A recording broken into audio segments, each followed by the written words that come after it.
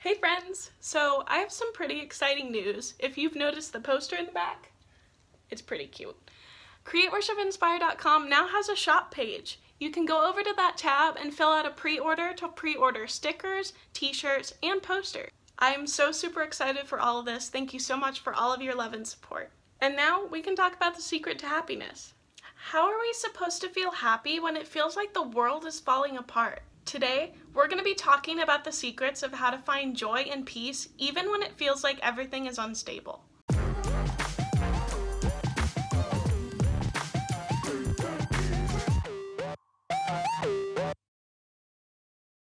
Hey friends, and welcome back to another episode of Called and Unqualified, a Create, Worship, Inspire video series. So my name is Brenna, and I'm certainly not qualified to be a psychologist, but I do live in the same crazy world that you do. So no matter how bad stuff seems to get, it looks like stuff isn't calming down. And unfortunately, there have even been some organizations and companies that have been exploiting this uncertainty and suffering in our communities. And this just makes it look a lot worse. And I'm not a medical or political expert, so I can't tell you which conspiracies are actually true and which ones are too far-fetched. But I have noticed something pretty consistent throughout our communities worldwide. This past year has really shaken people's foundations because current circumstances have affected a lot of what we value. Money was affected, opportunities were taken or put on hold, communities feel distanced, families feel split apart, and even relationships have crumbled in quarantine, whether you live with these people or not. Sports, music, gatherings, all of the other tangible things that we value. Even plans were redirected or broken. So anxiety, stress, and depression have been a lot more recognizable in the last few months than they have been in the past, but it's not because our communities changed, it's because our circumstances did. I would even go as far to say that people haven't really changed, but our current circumstances are just revealing who we are inside, because we're all under pressure. But what are we supposed to do about it? I've noticed that pretty much all people are desperate for the same thing, and the best part is, it doesn't come in a limited supply. Most of us just want to feel happy, but how are we supposed to feel happy when it feels like everything's falling apart? But it's a trick question. There is a way to feel better, but it might not be happiness. Happiness isn't really defined specifically anywhere, but it's the chemical release of hormones like dopamine that actually make us feel good. But there's a problem. Dopamine is released as an effect of something, so it means when something good happens, we feel happy. So it's based on circumstances. So does that mean that we won't feel good unless there's actually good things happening to us? Because we just need that thing that we desire, that we've been working towards, and then we'll feel better, right? But instead of trying to be happy, we should instead try to be joyful. Especially if you're a Christian, Galatians 5:22 through 23 records that joy is a fruit of the Spirit, not happiness. But how are we supposed to get joy? Because all of the things that we value here seem to be touched or affected by lockdowns, violence, or separation. But once we get that one thing that we've been looking for, that relationship, a stable income, that job opportunity, that's what's going to make us feel better, right? Then why do so many celebrities that we love so dearly commit suicide? But if money, relationships, fame, opportunities, success, plans were the secret to joy, wouldn't celebrities be the most joyful out of all of us in society? Why are they affected by things such as anxiety, depression, eating disorders, sleeplessness, just as much, if not more, as regular people? It's because circumstances don't create joy. They create happiness. And when you try to chase happiness instead of joy, that's when anxiety and depression can really take over. Because even if you necessarily don't feel happy, you can still feel joy regardless of the circumstances. Because joy is kind of like happiness, and that's why happiness gets confused with joy. But joy isn't a result of circumstances, it's actually an attitude or an outlook. So again, one of my favorite quotes is, life is 10% of what happens to you and 90% of how you react to it. So just with that quote alone, joy has a lot more power because life is just 10% of what happens to us, and it's 90% of attitude. It's all about attitude, not circumstances. You can drive yourself crazy trying to change the world that you live in, or you can just try to change you, and then maybe part of the world will follow with you in joy. So if it's just a matter of attitude, we can just feel joyful, right? Not really. Some people might have the emotional strength to do that, but I would probably guess that the majority of us don't.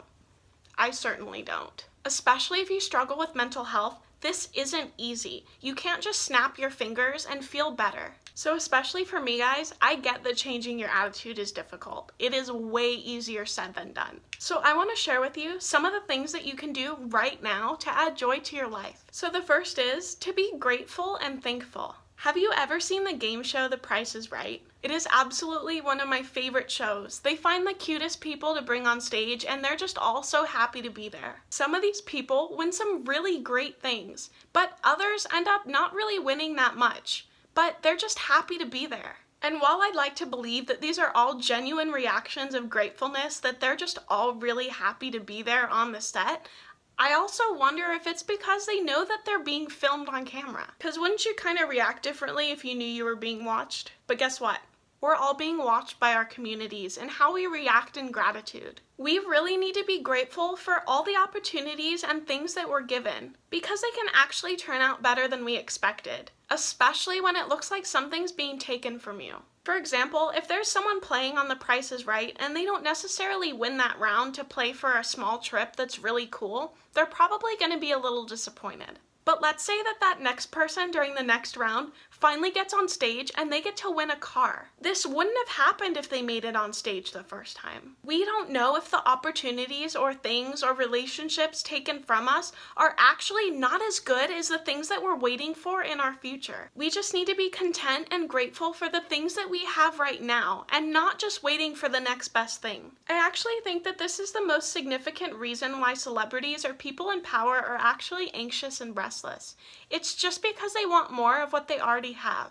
But you don't just have to be in a place of power to want more than you have already. And so this may sound like a very elementary suggestion of just to be content with what you have because we grow up hearing this, but I feel like a lot of us don't do it.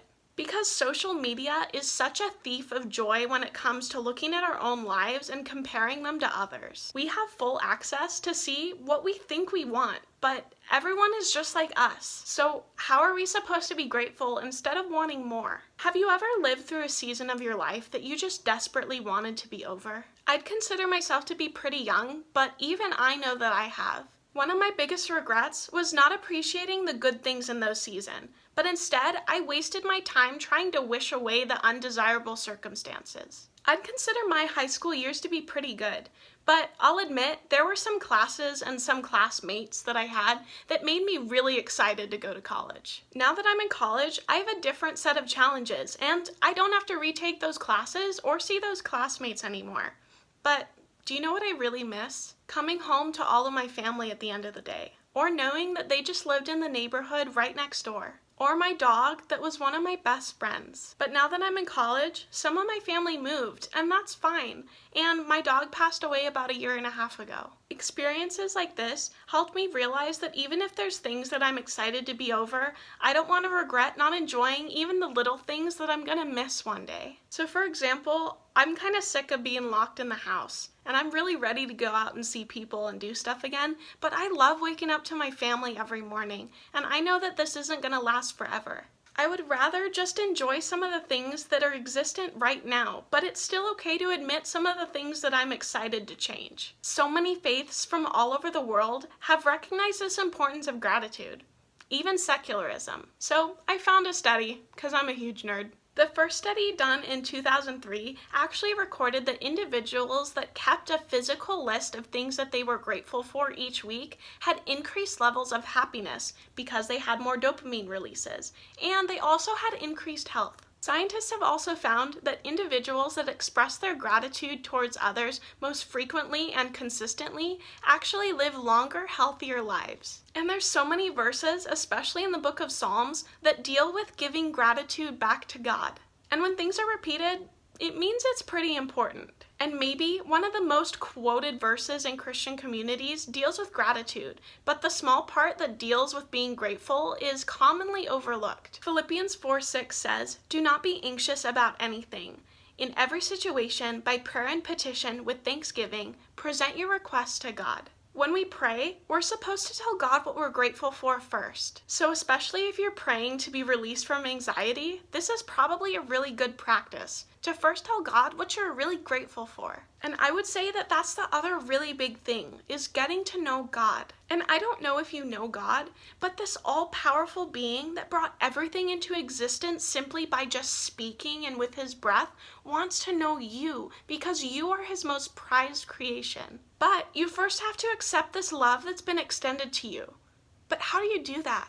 It's actually not as difficult as it sounds. It's just like any other relationship. He already knows all about you. You just need to take the time to get to know him. And one of the easiest ways to do this is to read his words in the Bible. Prayer is also another way of talking to God. So it's just conversation and time that builds this relationship. If you choose to have a relationship with God, it may not make all the brokenness in the world go away. And it may not even be an instantaneous emotional fix. But you won't have to carry this all on your own. And you can live with the hope, joy, and peace in knowing that suffering one day will all come to an end. Because I've read the end of the book, guys, and he wins, and we get to go with him. I promise if you give your life to God and Jesus, it will be the craziest and most joyful adventure that you will ever experience in your life, and it's totally worth it. Because one of the other benefits of spending time with God in prayer, especially by thanking him for what he's already given you, is we get to dwell on the positive, the things that we have to be grateful for, rather than dwelling in the negative that the media so badly wants to bring to our attention. I absolutely do not believe in looking away or ignoring something simply because it's too painful to see. But instead, we also need to expose ourselves to the hopeful truth. And this truth is written in the Bible. And some of you may be rolling your eyes at me because it sounds so juvenile to just say, oh, the Bible's the answer to everything. And I get this reaction. My faith has been important to me for almost my entire life. It's been far from perfect, and I've had ups and downs in my spiritual walk with God, and the downs have fully been my fault, because he's always been there for me. So when I was going through emotionally difficult times, and people would just try to comfort me with truths that I already knew that were supposed to make me feel better, I got pretty upset. Because if I know it, why don't I feel better? And it's because I knew it in my head, but I didn't know it in my heart. So then how do I know it in my heart? And so now I'm going to give you an answer that you really don't like. It's just going to take time and patience. God works in his own timing, but if you want to take it from me, if you're humble and compliant, it certainly helps. So it's just time. If you feel like you've been reaching out to God and you feel like he hasn't heard you, I promise he hears you. It just might take a little more time. Just please try to dwell in the comforting truth that God has presented you instead of dwelling in the pain that this world wants to swallow you in. And I'll tell you, it's a lot easier said than done. Believe me, I feel convicted with almost everything that God's told me to put into this episode. So, what's one of the ways that you can spend time with God other than just reading the Bible and in prayer? You can actually create stuff. When was the last time you did something like art? And how did it make you feel? Genesis 1:26-27 actually tells us that humans were made in God's image. So this means that we have some of his attributes. And one of these is the ability to create and make things. And no, I don't mean you can just like poof a raccoon into existence. But when was the last time that you saw animals admiring things like artwork? They don't. This is something unique to human beings. Creating is something that gives us joy because it's actually a way that we can express our complex emotions and desires, such as the desire to worship. And this can inspire others to worship him too. So just make sure you're creating, worshiping, and inspiring. Because we live in such a consumer culture, we can actually start to feel empty if we're just consuming things like music and movies and media, etc. When was the last time that you looked, watched, or listened to something that someone else made? When was the last time that you created something by yourself? Tapping into your skills, gifts, and talents can actually bring you closer to God because he gave you those for a specific reason. For me, something that gives me joy in all of this is actually making stuff to worship God. So there you have it. The secret's out. Making graphics, videos, podcasts actually gives me joy. And it's a huge bonus if people listen to them too. So what's another thing that you can do with your skills, abilities, gifts, and talents that can bring you closer to God? Being generous to others and loving them.